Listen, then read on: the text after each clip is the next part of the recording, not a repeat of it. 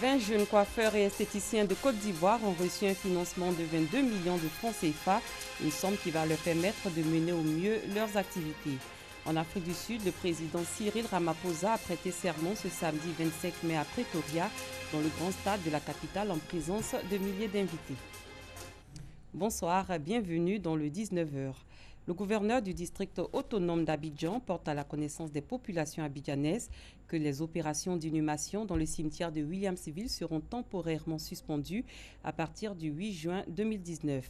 Cette décision s'explique par le fait que ce cimetière, en service depuis 1968, a aujourd'hui atteint la limite de ses capacités d'accueil, ce qui nécessite d'importants travaux de rénovation. Cette mesure de fermeture ne concerne pas les opérations d'inhumation en terrain réservé constatées par un arrêté de réservation ou par la quittance de règlement et dans les carrés affectés depuis l'ouverture de ce cimetière aux communautés villageoises d'Agbon Village et d'Abidjan Adjami. Toutefois, les cimetières d'Abobo et de Yopougon restent ouverts. Le district autonome d'Abidjan s'excuse pour tous les désagréments qui pourraient résulter de ces dispositions. Ils pourront désormais mener à bien leurs activités. 20 jeunes coiffeurs et esthéticiens de Côte d'Ivoire ont bénéficié d'un financement de 22 millions de francs CFA. C'est une action de l'agence Emploi Jeunes en collaboration avec la Chambre nationale pour la promotion des activités et professions esthétiques de Côte d'Ivoire. 200 jeunes au total sont concernés par ce financement. Doigt de laser. Coiffeuse depuis 15 ans, Chantal exerce son métier dans la commune d'Abobo. Mais difficile pour elle de joindre les deux bouts, faute de moyens financiers. Les moyens me manquaient beaucoup même, donc j'ai dû attendre plus de 10 ans avant de m'installer. C'est très difficile même, surtout si le salon n'est pas rempli, il n'y a pas beaucoup de marchandises là, ça n'attire pas les clients. Plusieurs artisans ont du mal à entreprendre leurs activités après l'apprentissage, car confrontés aux problèmes de financement. Pour pallier le problème, l'agence Emploi Jeunes octroie la somme de 22 millions de francs CFA pour financer l'installation de 20 jeunes coiffeurs et esthéticiens sur le territoire national. La problématique de l'emploi des jeunes aujourd'hui est une des priorités du président de la République. Et donc notre mission, c'est d'accompagner ces jeunes-là qui ont un projet, qui ont un diplôme, qui ont besoin de qualification.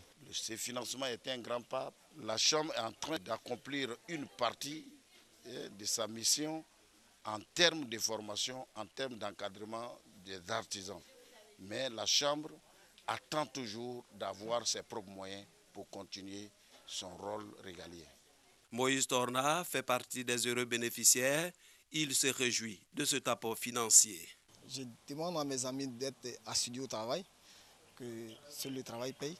Et quand on obtient un financement de ce type, on ne fait que redoubler d'efforts et travailler pour soi-même sa fierté et ensuite la fierté de ceux qui ont eu confiance en vous. Ce métier noble que les jeunes gens ont aimé, qu'ils ont pratiqué, aujourd'hui malheureusement ils n'ont pas les moyens de pouvoir s'installer, ils sont obligés d'abandonner. On va montrer que nous sommes corrects et à partir de là, les gens pourront nous faire confiance entièrement pour pouvoir financer les autres. En plus des 20 bénéficiaires, 180 autres jeunes artisans vont être financés par l'agence Emploi Jeunes en vue d'accroître leurs activités. Le secteur de l'artisanat enregistre plus de 6 millions d'artisans. Il est l'un des secteurs pourvoyeurs d'emplois et contribue au produit intérieur brut du pays. Dans le domaine de l'éducation, l'Association des directeurs régionaux et départementaux de l'éducation nationale de Côte d'Ivoire renforce les capacités de ses membres sur le plan sectoriel éducation-formation. La formation se tient à Boaké. Il est question de réfléchir sur les stratégies de mise en œuvre du plan sectoriel éducation au niveau régional. Djeneba Ouattara de Chris Larsen. Plan sectoriel, éducation-formation, stratégie de mise en œuvre au plan régional. C'est autour de ce thème que se tient le séminaire de formation de l'Association des directeurs régionaux et départementaux de l'éducation nationale de Côte d'Ivoire, ADNCI, à Boaké.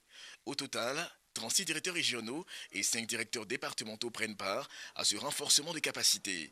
Il s'agit pour les acteurs du système éducatif de réfléchir sur l'élaboration de stratégies pour la mise en œuvre du dit plan au niveau régional. Ce que nous allons avoir en région, nous allons faire remonter au niveau de notre ministère de tutelle et c'est ce grand groupe-là qui va donc former le plan sectoriel éducation-formation. Le ministre des Transports, par ailleurs représentant la ministre de tutelle Candia Camara, a présidé l'ouverture des travaux.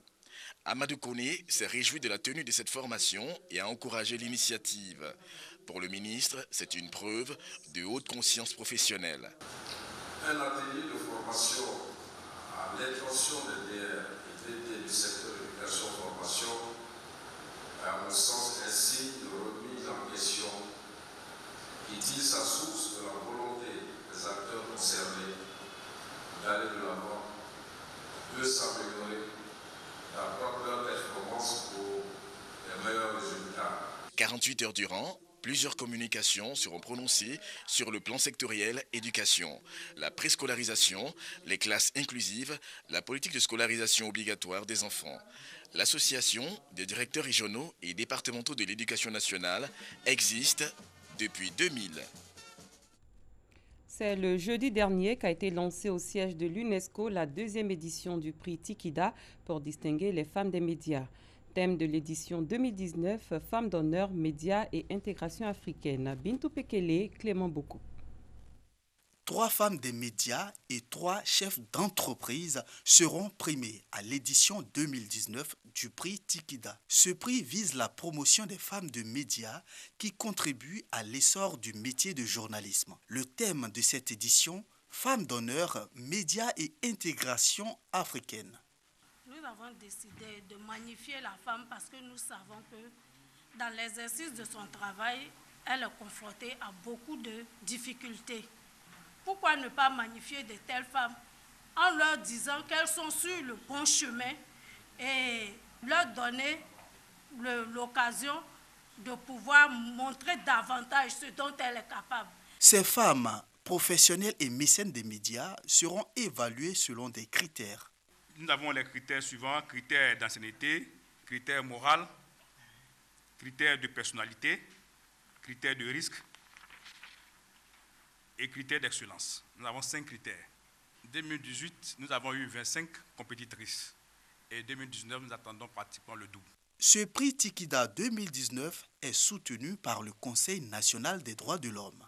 Les droits de l'homme touchent à tous les aspects de la vie de l'homme. Et il se trouve que de façon particulière, cette activité est une activité qui fait la promotion des femmes de médias. C'est une frange importante de la population dont il importe de valoriser les droits. Les lauréates du prix Tikida 2019 seront désignées par le jury lors d'un dîner gala. C'est aussi à cette occasion que les lauréates de l'édition 2018 recevront leur prix. Nous sommes dans le mois de Ramadan, une période mise à profit par les femmes de la Confédération des organisations féminines musulmanes pour l'unité, la paix et le développement en Côte d'Ivoire pour organiser une rupture collective de jeûne et procéder à l'investiture de la présidente de la commune de Dabo, Christiane Kogbi Pagasorokoni. C'est fait. Dame Traoré est la nouvelle présidente de la Confédération des organisations féminines musulmanes pour l'unité, la paix et le développement en Côte d'Ivoire, COFEMSI, section Dabo. C'est une joie pour moi aujourd'hui, sans oublier la présidente de COFEMSI, celle qui vient pour faire un grand truc comme ça pour nous. Je voudrais dire à mes sœurs, mettons-nous ensemble. On doit s'étendre la main pour travailler ensemble, pour manger ensemble, pour converger ensemble. On doit s'accorder nos violons pour sortir les femmes de l'auberge, pour sortir la Côte d'Ivoire de cette tourmente, pour que la paix définitive revienne en Côte d'Ivoire. Pour nous, c'est important d'être aux côtés de ces femmes, notamment la COFEMSI, et qui, n'est-ce pas, se bat pour la cohésion sociale, pour la paix, et qui fait tout pour réunir les femmes, pour qu'il y ait cette solidarité au niveau de nos femmes. Au cours de cette cérémonie d'investiture, les participants ont reçu des enseignements sur l'importance de la zakat, l'aumône obligatoire dans la vie du musulman et la cohésion sociale, facteur de paix et de réconciliation nationale. L'importance de la zakat dans la vie d'un musulman, surtout dans le mois de jeûne, que c'est le mois de la générosité, de faire des bienfaisances, de donner ça à des nécessités. Donc, c'est l'adoration de Dieu à travers de l'argent que Dieu a imposé à tous les musulmans, riches Présentes, les autres confessions religieuses ont exprimé leur reconnaissance aux femmes de la COFEMSI pour l'initiative. C'est une joie qui m'anime de voir aujourd'hui les musulmans nous tendre la main.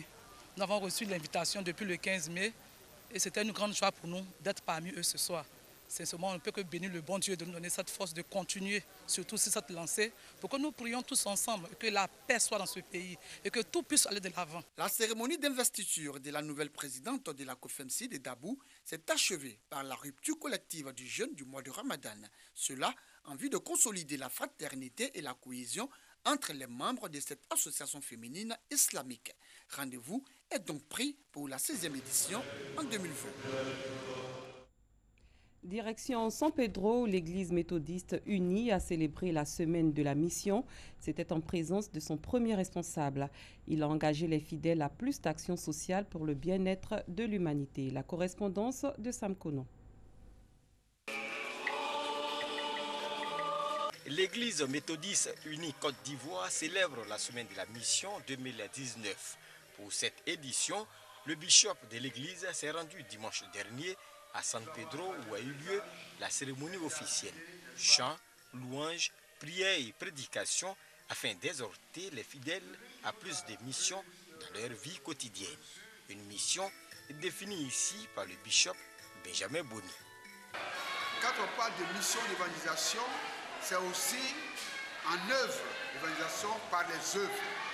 C'est la raison pour laquelle l'Église a l'hôpital, l'hôpital méthodiste de Dabou, l'école, etc., le centre ophtalmologique, et tout cela pour nous souvenir de ce que Jésus-Christ lui-même a fait, parce que sur terre, à côté de la parole qu'il a prêchée, il a guéri les malades, il a donné à manger. L'Église doit donc donner à manger. L'Église doit donc se souvenir des malades. L'Église doit donc se souvenir, n'est-ce pas, des problèmes, tout ce qui constitue le challenge, des défis auxquels l'humanité est confrontée. L'Église ne doit pas s'en détourner. Cela relève de la mission de l'Église. C'est important dans le niveau spirituel qu'un responsable spirituel au-dessus de toi te bénisse. Et le fait qu'il soit venu ici, à cette journée de la mission, nous bénit, vraiment nous bénissons le Seigneur pour son arrivée. Aller prêcher la bonne nouvelle est le thème retenu pour cette année 2019. Les fidèles s'engagent à mettre en œuvre cette recommandation biblique. Ailleurs, un millier de personnes ont manifesté aujourd'hui à Niamey contre la présence au Niger des bases militaires françaises et américaines accusées d'inertie face aux attaques terroristes meurtrières. Les manifestants, essentiellement des étudiants, des lycéens et des collégiens, répondaient à l'appel de l'Union des scolaires nigériens, leur syndicat. Le président sud-africain Cyril Ramaphosa a lancé ce samedi son mandat en promettant à son pays des jours meilleurs et doit désormais rapidement présenter le gouvernement qu'il a chargé de relancer l'économie et d'éradiquer la corruption. 36 000 spectateurs issus de la classe politique locale et une quarantaine de chefs d'État et de gouvernement étrangers ont assisté à sa prestation de serment en grande pompe dans le stade de rugby de la capitale Pretoria. Cyril Ramaphosa, 66 ans, a été réélu mercredi dernier par les députés après la victoire de son parti, le Congrès national africain, aux élections législatives du 8 mai. Clap de fin pour cette 72e édition. Après 12 jours de compétition pour les 21 longs métrages sélectionnés, le jury du Festival de Cannes 2019 a remis ses prix ce samedi 25 mai. La satire politique Parasite du sud-coréen Bong Joon-ho a obtenu la Palme d'Or. Atlantique de Mati Diop sur des migrants disparus en mer qui viennent hanter ceux et celles qu'ils ont quittés. C'est aussi distingué avec le Grand Prix. Cette année, des grands noms du cinéma ont côtoyé des nouveaux et nouvelles venues dans la sélection officielle. Fin de cette édition. Merci de votre aimable attention. Très bonne soirée. Je vous retrouve demain.